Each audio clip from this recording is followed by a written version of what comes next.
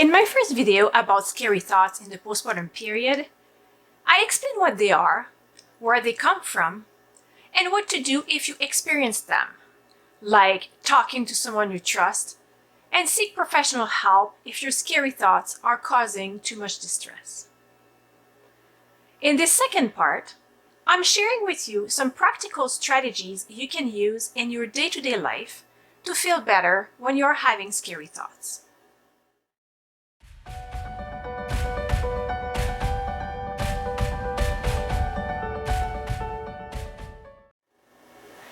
The self-help strategies and non-professional interventions I'm about to share with you come from this great book, Dropping the Baby and Other Scary Thoughts, Breaking the Cycle of Unwanted Thoughts in Motherhood, written by Kleiman and Amy Wenzel. The authors explain many strategies, and I will summarize and comment on a good number of them for you here. When you have a scary thought, your first reaction is probably to try to deny its presence or do your best to make the thought go away. Another response you might have is to react with intense fear that is paralyzing you. In other words, you panic. These three reactions are common, and it is easy to understand why they are the first things you might think of to try to feel better. But they are not the best way to deal with scary thoughts. In fact, according to Kleiman and Wenzel, these strategies can even make you feel worse. When you refuse to acknowledge your scary thoughts, it prevents you to take the necessary actions that could help you deal effectively with them. When you try to suppress your unwanted thoughts, they can get bigger. And when you panic, you are certainly feeling helpless and experiencing a loss of control. There are better ways to manage your scary thoughts. Let me explain them to you. First, you can use distraction. You might think that this strategy is a form of denial or avoidance of thoughts, but it is not. When you distract yourself, you are remaining in this stressful situation by coping with it. The idea is this: when your thoughts are scary, do something that feels manageable in the present moment. By doing that, you keep your mind busy with something else, which then gives less space for anxiety-generating thoughts and images. This requires some effort because you must absorb yourself deliberately in a specific activity. Your mind needs to be actively focused on the activity you choose to do. This allows your body to settle down a bit and helps you to feel more in control. Here are some examples of activities you can try. Making a phone call to a friend, playing a game on your phone or on your computer, reading a book you love, exercising, go for a brisk walk, counting the tiles on the floor, organizing a closet, doing a craft, etc. You can also combine the distractions with self-soothing behaviors, meaning incorporating one or more of your senses to your activity. For example, listening to the sounds of birds when you are taking a walk, smelling your favorite food that you are cooking, cuddling with someone you love, or smelling the soil and the flowers when you are gardening. Engaging in a pleasurable activity can help calming your scary thoughts. The main idea is that being anxious and relaxed at the same time is incompatible. Your brain finds it hard to worry and engage in a fun activity at the same moment.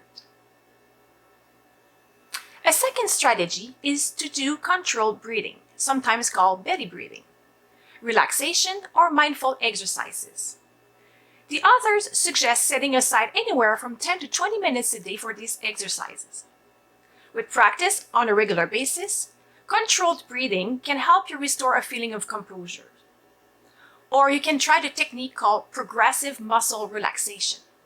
It involves tensing and releasing different muscles groups in your body. Mindfulness practice is also a good choice. It has been claimed that it may improve mood and anxiety symptoms. A third strategy is self-care. You might have heard it a lot, but it is important to listen to people who are telling you to take care of yourself. It can really help you. The authors use the acronym SELF, to help remember the important elements of self-care.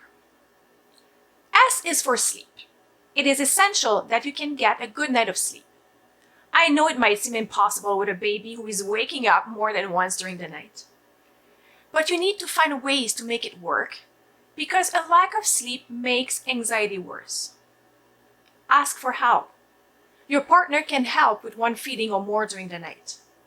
You can also hire a postpartum doula who can come for the night or during the day to help with feeding and taking care of your baby while you sleep. It is suggested in a training I attended on postpartum mood and anxiety disorders to try to get at least 7 hours of sleep with one decent chunk in a 24-hour period. E is for exercise. Even if you don't feel like it, trying one small activity is better than doing nothing. Exercise releases endorphins, the chemicals in the brain associated with feeling good. It has been shown that exercise combats anxiety in general. I know it works, for me, when I'm feeling anxious. It reduces my attention, makes me feel better afterwards, and improves my sleep. L is for laugh. According to Berg et al., laughter has been shown to lower levels of adrenaline and cortisol, the hormones that are released in times of stress, and to raise levels of endorphins. Try to watch or read something funny. Talking to a friend who can make you laugh would also do you good. F is for food. Making some changes in your diet can help reduce your anxiety. Kleiman and Wenzel give these suggestions. Eating frequent small meals, which can help stabilize blood sugar. Swings in blood sugar can cause symptoms that mimic anxiety. Drinking lots of water. Eating complex carbohydrates, whole grains. Restricting sugar. Increasing intakes of fruits, vegetables, and fish. And decreasing consumption of processed foods and high-fat dairy. Avoiding alcohol and caffeine. Something you could add to your diet is omega-3 fatty acids. You can find them in fish, such as tuna, salmon, herring, and sardines. Certain plants are also a rich source, such as flaxseed, canola oil, and walnuts. A fourth strategy is support groups. Support groups for parents who are experiencing postpartum anxiety or depression are useful because they can help you feel less isolated in your suffering. It is a place where you can feel validated and understood, sharing your concerns and listening to other participants' personal experiences. However, if you are more introvert by nature, you might not feel comfortable in that kind of group setting. Another option to consider is online support. Online support communities can be a great source of ongoing and unconditional support, where you can also find other parents who share a similar experience than you, and it can be in a context of anonymity. If this is something that interests you, the authors recommend online communities from these respected sites: Postpartum Support International, postpartum.net, and the Postpartum Stress Center, postpartumstress.com. These sites also link directly to additional highly regarded resources. Hopefully, all these strategies will help you feel better if you are experiencing scary thoughts. But remember, if your scary thoughts are causing you so much distress that you are obsessed with them and cannot function normally, that's when it becomes a problem. Then it is time to talk to your healthcare provider or a trained professional who can determine with you the types of support or treatment that will suit you best. Do not hesitate to ask for help. You deserve to feel better. You like my videos and you care about my mission to speak openly about postpartum mental health? You can help me make it happen by subscribing to my channel and sharing my videos with others. Just click on subscribe. I also created a Patreon account to help you contribute directly to my mission. Interested? Just click on the link below my video, which will direct you to my Patreon page. Then, click on Become a Patreon.